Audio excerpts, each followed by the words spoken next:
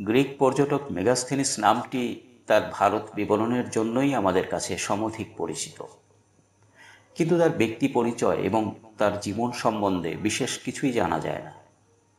খ্রিস্টপূর্ব চতুর্থ শতকের শেষ দিকে মেগাস্থেনিস ভারতে এসেছিলেন গ্রিক শাসক সেলুকাসের মৈত্রীদূত হিসেবে। সেলুকাস ছিলেন গ্রিক সম্রাট আলেকজান্ডারের সেনাপতি। ভারতের উত্তর পশ্চিম সীমান্ত বিজয়ের পরেই দেশে ফেরার পথে আলেকজান্ডারের মৃত্যু হয়। তার মৃত্যুর পর বিশাল সাম্রাজ্য সেলুকাস, অ্যান্টিওগোনাস, টলেমি ইত্যাদি সেনাপতিরা নিজেদের মধ্যে ভাগ করে নেন। ভারতের উত্তর পশ্চিম সীমান্তে গ্রিক অধিকৃত অঞ্চলসমূহ সেলুকাসের অধিকারভুক্ত ছিল। মগধের সম্রাট চন্দ্রগুপ্ত মৌর্য সেলুকাসকে যুদ্ধে পরাজিত করে ভারতের উত্তর পশ্চিম সীমান্ত পর্যন্ত নিজ সাম্রাজ্যভুক্ত করে নিয়েছিলেন। পরাজিত সেলুকাস চন্দ্রগুপ্তের সঙ্গে সন্ধি ও মৈত্রী স্থাপন করেন। তিনি নিজ কন্যাকে সম্রাটের সঙ্গে বিবাহ দেন। উপঢৌকন হিসেবে চন্দ্রগুপ্ত লাভ করেন আরও কিছু গ্রিক অধিকৃত অঞ্চল। সেলুকাস পরে মৈত্রীদূত হিসেবে জ্ঞানী এবং সরল হৃদয় লেখক মেগাস্থেনিসকে চন্দ্রগুপ্তের রাজধানী পাটলিপুত্রে পাঠান। মেগাস্থেনিস বহুকাল ভারতে ছিলেন। তার ভারত ভ্রমণের যে বিবরণ তিনি লিপিবদ্ধ করেন তাই তা ইন্ডিকা বা ভারত বিবরণ নামে পরিচিত। কিন্তু প্রকৃত ঘটনা হলো যে মেগাস্থেনিসের গ্রন্থটি বহু পূর্বেই নষ্ট হয়ে গিয়েছিল। কিন্তু পাশ্চাত্য লেখকরা ভারত সম্বন্ধে আলোচনার ক্ষেত্রে মেগাস্থেনিসের গ্রন্থ থেকে কিছু কিছু উদ্ধৃতি ব্যবহার করেছিলেন।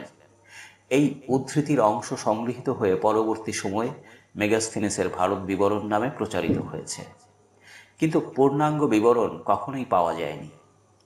পাশ্চাত্য লেখকরা কেউই মেগাস্থেনিসের জীবন সম্পর্কে বিশেষ কিছু বলে যাননি। যেটুকু জানা যায় তা অতি সামান্য এবং এই পর্যন্ত সেটুকুই প্রচারিত হয়েছে। মেগাস্থেনিসের বিবরণ পড়ে তিনি ভারতের কোন কোন অঞ্চলে অবস্থান করেছিলেন সেই বিষয়ে কিছু জানা যায় না। সেলুকাসের নির্দেশ পেয়ে তিনি আরাকোসিয়া থেকে ভারত অভিমুখে যাত্রা করেন। এই পথের বিবরণীতে সিন্ধু নদ থেকে রাজপথে পাটলিপুত্র এবং পাটলিপুত্র থেকে গঙ্গার মুখ পর্যন্ত অঞ্চলের অত্যন্ত জীবন্ত বর্ণনা পাওয়া যায়। এরপর হিমালয় থেকে তাম্রপর্ণী পর্যন্ত যে বিস্তৃত ভূভাগের বিবরণ পাওয়া যায় স্পষ্টতই বোঝা যায় যে তা তার লোকমুখে শোনা, প্রত্যক্ষ দর্শনের বর্ণনা নয়। মৈত্রী সূত্রে রাজ অতিথিরূপেই মেগাস্থেনিস পাটলিপুত্রে অবস্থান করেছিলেন। সম্ভবত বর্ষাকালেই তিনি এখানে উপস্থিত হয়েছিলেন। তিনি জানিয়েছেন ভারতবর্ষে 118টি জাতির মানুষ বসবাস করে। গুণাগুণ বিচারে তিনি ভারতবাসীদের 7টি ভাগে বিভক্ত করেন। এই বিভাগগুলি হল পণ্ডিত ও দার্শনিক, কৃষক, গরু ও মেষপালক, শিল্পী ইত্যাদি, যোদ্ধা, পর্যবেক্ষক ও মন্ত্রী। তিনি বলেছেন যে ভারতবর্ষের বেশিরভাগ ভূখণ্ডই সমভূমি এবং সর্বত্র রয়েছে অগণিত সমৃদ্ধ নগর। তার এই মন্তব্য থেকে বুঝতে অসুবিধা হয় না যে মেগাস্থেনিস কেবলমাত্র সমভূমি অঞ্চলেই পরিভ্রমণ করেছিলেন। তিনি বলেছেন এখানকার মাটি অত্যন্ত উর্বর, ফলে সর্বত্র অপরিমিত ফসল উৎপাদিত হয়। প্রধান ফসল যব ও ধান। বছরে দুবার ফসল তোলা হয়। শীতকালে যেসব ফসল উৎপাদিত হয় তার মধ্যে প্রধান হল ডাল, গোধূম, তিল ইত্যাদি। কৃষকেরা উৎপন্ন ফসলের 1/4 বা 1/6 কর হিসেবে রাজভাণ্ডারে জমা দেয়। পাটলিপুত্র আসার পথে ভারতের বিপুল অরণ্য সম্পদ, বিচিত্র পশু পাখি দেখে মুগ্ধ হন মেগাস্থেনিস। তার বিবরণে শাল, সেগুন, তাল, বিশাল বেত ইত্যাদি বৃক্ষের এবং হাতি, বানর, কুকুর, এক শৃঙ্গ বিশিষ্ট হরিণ ও অশ্বের কথা পাওয়া যায়। এছাড়াও বহু পশু পাখি এবং মাছের নাম উল্লেখ করেছেন তিনি। বঙ্গদেশের বাঘের উল্লেখও করেছেন মেগাস্থেনিস। সম্ভবত গঙ্গার উপকূল ধরে তিনি বঙ্গদেশের প্রান্তে এসেছিলেন এবং সেই সময় অরণ্যে বাঘ তার চোখে পড়ে। ভারতবর্ষের ধাতু সম্পদের সমৃদ্ধির কথাও উল্লেখ করেছেন মেগাস্থেনিস। তিনি লিখেছেন ভারতবাসীরা খনি থেকে সোনা, রূপা, লোহা, তামা প্রভৃতি ধাতু আহরণ করে। লোহা ও তামা দিয়ে যুদ্ধের অস্ত্র তৈরি হয়। সোনা ও রূপা দিয়ে অলংকার প্রভৃতি তৈরি হয়। ভারতের মানুষ, বিশেষ করে মহিলারা, অত্যন্ত অলংকার প্রিয়। তিনি আরও লিখেছেন লোহা, টিন ও তামা দিয়ে গৃহস্থলীর প্রয়োজনীয় সরঞ্জাম তৈরি করা হতো। মেগাস্থেনিস ভারতবাসীদের সোনা সংগ্রহের যে কাহিনীটি উল্লেখ করেছেন তা বড়ই অদ্ভুত। তা থেকে মনে করা হয় যে তিনি প্রচলিত লোককথা থেকে এই কাহিনীটি সংগ্রহ করেছিলেন। নিজে সোনা সংগ্রহের পদ্ধতিটি প্রত্যক্ষ করেননি, যা শুনেছিলেন সরলভাবে তাই হুবহু লিপিবদ্ধ করেছিলেন। মেগাস্থেনিস লিখেছেন যে খনি থেকে সোনা সংগ্রহের কাজটি মানুষ করে না, করে এক প্রকারের বিশাল আকায় পিপীলিকা। এই পিপীলিকাদের আকৃতি শিয়ালের মতন এবং এরা অত্যন্ত হিংস্র প্রকৃতির। এই পিপীলিকারা খনিমুখ গর্ত করে বাস করে। গর্ত খোঁড়ার সময় এরা যে মাটির স্তূপ করে রাখে এর সঙ্গেই মিশে থাকে সোনা। কৌশলে এই মাটি সংগ্রহ করে সোনা আলাদা করে নিতে হয়। অত্যন্ত সতর্কতার সঙ্গে খনি মুখ থেকে মাটি সংগ্রহ করতে হয়, তা না হলে হিংস্র পিপীলিকাদের আক্রমণে প্রাণ হারাতে হয়। মগধের রাজধানী পাটলিপুত্রে অবস্থানকালে মেগাস্থেনিস নগরটিকে খুঁটিয়ে দেখেছিলেন। গঙ্গা ও সোন নদীর সঙ্গমস্থলে অবস্থিত পাটলিপুত্র নগরের দৈর্ঘ্য ছিল 10 মাইল, প্রস্থ ছিল 2 মাইল। কাঠের প্রাচীর দিয়ে সমগ্র নগরটি বেষ্টিত ছিল। এই প্রাচীরের ওপরে গম্বুজের সংখ্যা ছিল 572টি এবং তোরণ ছিল 64টি। নগর বেষ্টনকারী প্রাচীরের গায়ে সারি সারি রন্ধ্র ছিল। বহিঃশত্রুর আক্রমণ ঘটলে এই রন্ধ্রপথে তীর নিক্ষেপ করা হতো। কাষ্ঠ প্রাকার ছাড়াও নগরটিকে সুরক্ষিত করার জন্য পরিখা খনন করা হয়েছিল। সুবিন্যস্ত পয় প্রণালী পথে নগরের দূষিত জল পরিখায় এসে পড়ত। নগরটি ছিল অত্যন্ত পরিচ্ছন্ন এবং সুসজ্জিত। ভারতবাসীদের জীবনযাত্রা লক্ষ্য করে মেগাস্থেনিস লিখেছেন, জনগণের প্রধান 2 উপাস্য দেবতা ছিল শিব ও কৃষ্ণ। শিব ও কৃষ্ণের পরিধেয়, বাসস্থান, স্বভাব, ক্ষমতা ও যুদ্ধ কৌশল ইত্যাদির সাদৃশ্য দেখে তার মনে হয়েছে তারা একই দেবতা। ভারতীয় ব্রাহ্মণদের সংস্পর্শে এসে তাদের জ্ঞানের গভীরতা দেখে তিনি বিস্মিত হয়েছিলেন।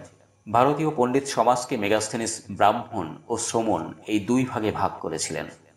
মেগাস্থেনিস তার বিবরণে বৌদ্ধ শব্দটি কোথাও ব্যবহার করেননি, কিন্তু তবুও বৌদ্ধ শ্রমণদের কথাই তিনি উল্লেখ করেছেন তার বিবরণে। সেই সময় বৌদ্ধ শ্রমণরাও উচ্চ জ্ঞানের অধিকারী ছিলেন। ব্রাহ্মণদের মত এবং বিশ্বাসের কথা উল্লেখ করেছেন মেগাস্থেনিস। ব্রাহ্মণগণ বিশ্বাস করতেন যে বিশ্বের মূল উপাদান 5টি: ক্ষিতি, অপ, তেজ, মরুত ও বোম। গ্রিকগণ 4টি উপাদানের কথা জানতেন। বোম বা আকাশ যে পঞ্চভূতের একটি তা তারা জানতেন না। মেগাস্থেনিস জানিয়েছেন যে ভারতের পণ্ডিতরা মহাকাশ চর্চা করতেন। ভারতীয়দের জীবনযাত্রা প্রণালীর প্রভূত প্রশংসা করেছেন তিনি জানিয়েছেন ভারতীয়রা মৃত ব্যক্তির উদ্দেশ্যে স্মৃতিস্তম্ভ নির্মাণ করত না। ব্যক্তি মানুষের গুণ কীর্তনকেই তারা স্মৃতি রক্ষার প্রকৃষ্ট উপায় বলে বিশ্বাস করত। ভারতবাসীদের জীবন ছিল সংযত এবং শৃঙ্খলাবদ্ধ।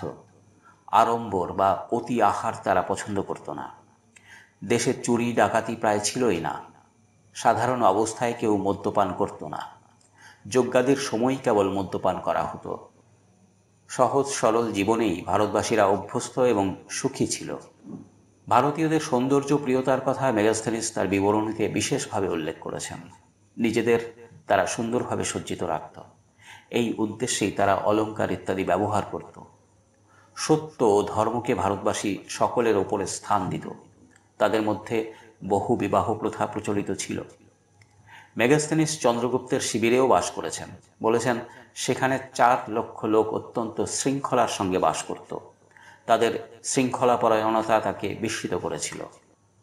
রাজার রাজ্য শাসন প্রণালীর ভূয়সী প্রশংসা করেছেন তিনি। ভোগবিলাসের জন্য রাজা রাজ্য শাসন করতেন না। তার জীবনও ছিল আড়ম্বরহীন এবং বাহুল্য বর্জিত। প্রজাপালন রাজার আদর্শ ছিল। মেগাস্থেনিস জানিয়েছেন যে লিখন পদ্ধতি ভারতীয়দের জানা ছিল না। স্মৃতির উপর নির্ভর করেই তারা যাবতীয় কর্ম সম্পাদন করত। তিনি আরও জানিয়েছেন যে প্রত্যেক ভারতবাসী ছিল স্বাধীন।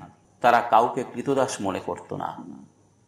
অতিথিবৎসল ভারতীয়রা বিদেশিদের সম্মান এবং মর্যাদা দিত। প্রত্যক্ষ এবং পরোক্ষভাবে ভারত সম্বন্ধে যা জানতে পেরেছিলেন তাই মেগাস্থেনিস তার বিবরণে লিপিবদ্ধ করেছিলেন। ভারতের ভৌগোলিক অবস্থান, আয়তন, পাহাড় পর্বত, নদ নদী, পথঘাট, বন্যজন্তু, প্রাচীন ইতিহাস, দেবদেবী প্রভৃতি সব কিছু তার ভারত বিবরণ গ্রন্থে স্থান পেয়েছে। অনেক বিষয়ে প্রচলিত গল্প কথাকে তিনি সরলভাবে বিশ্বাস করেছেন এবং সেইভাবেই লিপিবদ্ধ করেছেন। এই জন্য অনেক ক্ষেত্রেই যুক্তি বহির্ভূত অবিশ্বাস্য কাহিনীর অবতারণা ঘটেছে। ভারতবাসীদের সম্বন্ধে তার ধারণা এমনই উচ্চ ছিল যে তিনি মনে করেছিলেন যে এখানে সবকিছুই সম্ভব। এছাড়া ভাষার ব্যবধানের একটা বাধা তো ছিলই। সব বিষয়ই যে তিনি যথাযথ বুঝতে পেরেছিলেন তা নয়, যেমন বুঝতে পেরেছেন সেভাবেই লিপিবদ্ধ করেছেন। ভারতের কয়েকটি জাতির কথা বলতে গিয়ে মেগাস্থেনিস বলেছেন, কোনো কোনো জাতির মুখ নেই, কোনোটির নাক নেই, কোনোটির পা মাকড়সার মতন লিকলিকে, আবার কোনো জাতির লোকেদের কান এমন বিশাল আকৃতির তাতে স্বচ্ছন্দে শোয়া চলে। ভারতের আরও এক জাতির মানুষের কথা তিনি বলেছেন, যাদের পায়ের আঙ্গুল পিছনের দিকে। এমন বহু উদ্ভট বিবরণ তার লেখায় পাওয়া যায়।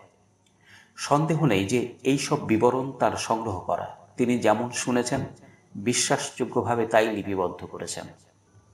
কেবল মেগাস্থেনিসই নন, আলেকজান্ডারের সঙ্গে যারা ভারত অভিযানে এসেছিলেন তারাও এইসব অবিশ্বাস্য কাহিনী শুনে বিশ্বাস করেছিলেন। এসব সত্ত্বেও কথা মানতেই হবে যে মেগাস্থেনিসের ভারত বিবরণের ঐতিহাসিক মূল্য কিছু কম নয়। তার এই বিবরণ থেকেই অতীত ভারতের এক বিশ্বস্ত চিত্র পাওয়া যায়। একটি বিশেষ সময়ের চিত্র তিনি আমাদের সামনে তুলে ধরেছেন। সেই সময়ের ভারতকে জানার মতন দ্বিতীয় অন্য কোনো উপাদান আমাদের কাছে নেই। মেগাস্থেনিসের ভারত ভ্রমণের আরেকটি ঐতিহাসিক দিক হল তার মাধ্যমেই দুটি প্রাচীন সভ্যতা, ভারত ও গ্রিক সংস্কৃতির মিলন সম্ভব হয়েছিল। এই জন্যই এই গ্রিক পরিব্রাজকের ব্যক্তি পরিচয় অতীতের অন্ধকারে হারিয়ে গেলেও তার লিপিবদ্ধ অভিজ্ঞতাই তাকে আমাদের মধ্যে স্মরণীয় করে রেখেছে।